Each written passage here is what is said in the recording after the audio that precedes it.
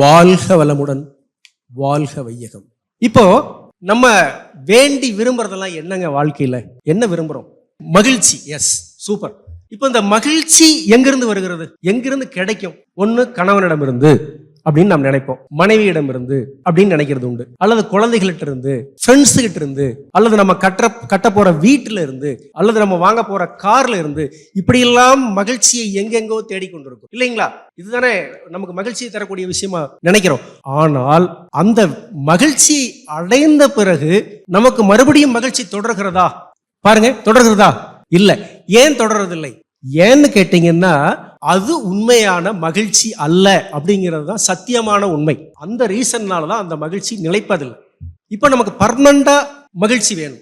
இப்போ இந்த மான் இருக்கு இல்லைங்களா, மான் வேடனுடைய அந்த வில் அம்பனுடைய ஒளியை கேட்டு அந்த ஒளியிலே மயங்கி தன்னை அவனுக்கு இரையாக்கி விடுகிறது. இந்த யானை பாருங்க, யானை இருக்கு இல்லையா, இந்த யானை என்ன பண்ணுதுன்னு சொன்னா ஸ்பரிசத்துக்கு ஈல்டானது.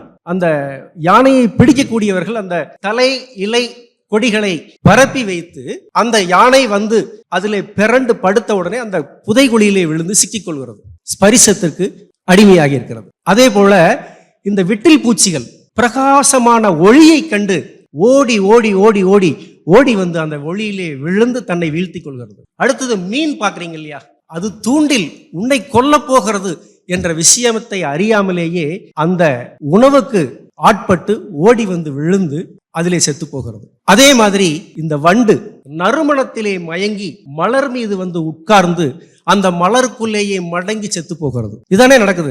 இப்போ ஒவ்வொன்றும் ஒவ்வொரு புலன்களாலே அடிபட்டு சாகிறது. ஆனா நம்ம என்ன பண்றோம் தெரியுங்களா? இந்த 5 புலன்களுக்கும் அடிமைப்பட்டு 5 புலன்களிலும் அடிபட்டு செத்து போகிறோம். மகரிஷி அதுக்கு ஒரு மெடிடேஷனே வச்சிருக்காங்க. நம்மளுடைய 5 புலன்களை சீர்படுத்திக் கொள்வதற்காக நம்மளுடைய தொடு உணர்வு, சுவை உணர்வு, நம்மளுடைய வாசனை உணர்வு, நம்மளுடைய கண் பார்வை ஒளி உணர்வு, நம்மளுடைய காதிலே கேட்கக்கூடிய ஒளி உணர்வு, இந்த மாதிரியான விஷயங்களிலே வீழ்ந்து அந்த பொறிகளிலே வீழ்ந்து நாம் முடிந்து விடுகிறோம். இதையெல்லாம் உணரும் போது ஐயோ இதையெல்லாம் தெரிஞ்சுக்காம விட்டுட்டோமேன்னு தெரியும் போது நமக்கு வயதாகி விடுகிறது. அதனால நம்ம தேடுறது எதுவுமே பெஸ்ட் இல்லை. நம்மை நாமே சீர்படுத்தி கொள்வதுதான் பெஸ்ட்ன்னு நான் சொல்லுவேன். நான் யார், எனக்கு என்ன வேணும், நம்மை நாம் உயர்த்தி கொள்வதற்கு எந்த ஷார்ட்கட்டும் கிடையாது. நம்ம கணவர் உதவி பண்ணுவாரா, மனைவி உதவி பண்ணுவாங்களா, பசங்க உதவி பண்ணுவாங்களா, எதுவுமே கிடையாது. ஒரே ஒரு வாய்ப்பு தான். என்னன்னா நீங்க உழைக்கிறது தான். சும்மா சாதாரணமா கிடைச்சிடாது. உங்களை நீங்கள் உழைத்து உயர்த்தி கொண்டால் மட்டும்தான் உங்களுக்கு உயர்வு. அதற்கு அற்புதமான சிஸ்டத்தை நம்ம மகரிஷி அவர்கள் நமக்கு ஏற்படுத்தி கொடுத்திருக்கிறார்கள். உடலுக்கு உடற்பயிற்சி, உயிருக்கு காயகல்பம், நம்மளுடைய மனதுக்கு அகத்தாய்வு, சினம் தவிர்த்தல். இதுதானே பிரச்சனை. சினம் தவிர்த்தல், கவலை ஒழித்தல், அருகுண சீரமைப்பு, எண்ணங்களை ஆராய்தல். செஞ்சு பார்த்துருக்கோமா? எண்ணங்களை ஆராய்தல் படிச்சிருக்கோம். இதை நம்ம வாழ்க்கையில செஞ்சு பார்த்துருக்கோமா? என்னைக்காவது? நம்ம எதையோ படிச்சிருக்கோம், என்னென்னமோ புக்ஸை படிச்சிருக்கோம், என்னென்னமோ படிச்சிருக்கோம். ஆனால் நம்மை நாம் படிக்கவில்லை. அதனால எண்ணம் ஆராய்தலை முதல்ல ஆரம்பிங்க. உங்களுக்கு வருகின்ற எண்ணங்கள் என்ன, அவைகள் சரியா அவைகள் தவறா என்று பாருங்கள். உங்களுக்கு ஒரு அற்புதமான விளைவுகளை ஏற்படுத்தி கொடுக்கும். வாழ்த்து பயணம் இன்னைக்கு காலையில கிளாஸ் எடுத்திருக்காங்க இல்லையா, அது ரொம்ப ரொம்ப அற்புதமான விஷயம். ஆனா நம்ம மனைவியை திருத்திடலான்னு சொல்லிட்டு உட்கார்ந்து வாழ்க வளமுடன் வாழ்க வளமுடன் வாழ்க வளமுடன். அந்த அம்மா இங்கே உட்கார்ந்து எப்படியாவது இருந்தாலும் உருப்பட மாட்டானா, வாழ்க வளமுடன் வாழ்க வளமுடன், நோ சான்ஸ்.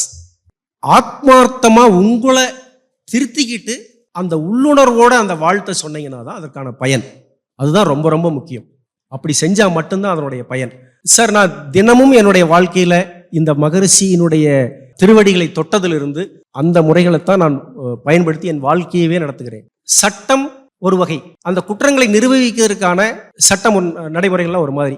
அதுல எந்த விதமான பிறழ்ச்சியும் கிடையாது. அதை அப்படியே ஃபாலோ பண்ணும். என்னிடம் வரக்கூடிய குற்றவாளிகள், கொலை குற்றவாளிகள், வேற வேற குற்றவாளிகள்லாம் முன்னாடி வர்றாங்க. அவங்களை தண்டனை கொடுத்து நான் சிறைக்கு அனுப்புகிற தேதியிலே உட்கார்ந்து மனதார அவர்களை வாழ்த்துவேன். இவர்கள் ஜெயிலுக்கு போயிட்டு நல்லபடியா மனம் திருந்தி அவருக்கும் அவர் குடும்பத்திற்கும் அவர் சமுதாயத்திற்கும் பிரயோஜனமானவங்களா வெளியே வரணும்னு வேண்டிக்குவேன். அதே மாதிரி இவர் சிறைக்கு போனதுனால அவங்களுடைய குடும்பம் எந்த விதமான பாதிப்புக்கும் ஏற்படுத்தி விடக் கூடாது என்பதற்காக வேண்டிக்குவேன். அதே மாதிரி நம்ம முன்னாடி வக்கீல்கள் வர்றாங்க, நம்ம கூட ஸ்டாஃப்ஸ் ஒர்க் பண்றாங்க, எல்லாரையுமே மனதார வாழ்க வளமுடன் சொல்லி வாழ்த்திட்டு தான் அந்த நாள் ஆரம்பிப்பேன். எந்த பிரச்சனையும் வர்றதில்லை.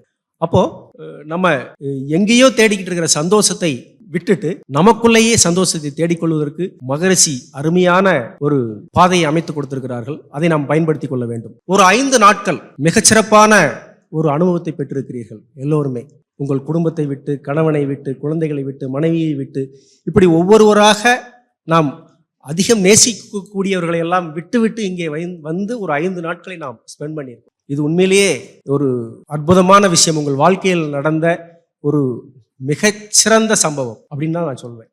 நீங்க ஒவ்வொருவரும் முதல்ல உங்களை தயார்படுத்திக்கிங்க. அதற்கடுத்தது உங்கள் குடும்பத்தை சீர்படுத்துங்கள், உங்களை சுற்றி இருப்பவர்களை சீர்படுத்துங்கள். அடுத்தது இந்த உலகத்திற்கு வாங்க. ஏன்னா இந்த உலகமே அமைதியா இருந்தா நம்ம சந்தோஷமா இருக்கலாம் இல்லையா? இல்லைங்களா? பக்கத்து வீட்டுக்காரனுக்கு எந்த ப்ராப்ளம் இல்லைன்னு நம்மளை பத்தி பேச மாட்டான்ல, அல்லது யாருக்கும் எந்த குறையுமே இல்லைன்னா யார் நம்ம பத்தி பேச போறோம்?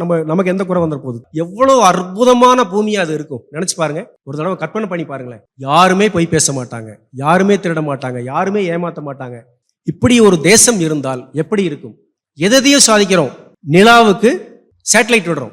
ஏன் சந்திரனை, சூரியனையே ஆராயறதுக்கு இப்ப சேட்டலைட் விட்டோம். இதையெல்லாம் எங்கேயோ இருக்கிற விஷயத்துல செய்யக்கூடிய நாம ஏன் இந்த சமுதாயத்தை சீர்திருத்த முடியாது? அதற்கு நாம் எல்லாம் உழைக்க வேண்டும்.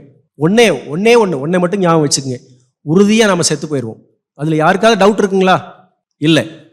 அதற்குள்ள வருங்கால சந்ததிகள் நன்றாக இருக்க இந்த சமுதாயத்திற்கு நாம் என்ன செய்ய வேண்டும் என்பதற்கு முதலிலே உங்களை திருத்தி, உங்கள் வீட்டிலே திருத்தி சமுதாயத்திற்கு சேவை செய்ய வேண்டும் என்று உங்களை அன்போடு கேட்டுக்கொள்கிறேன்.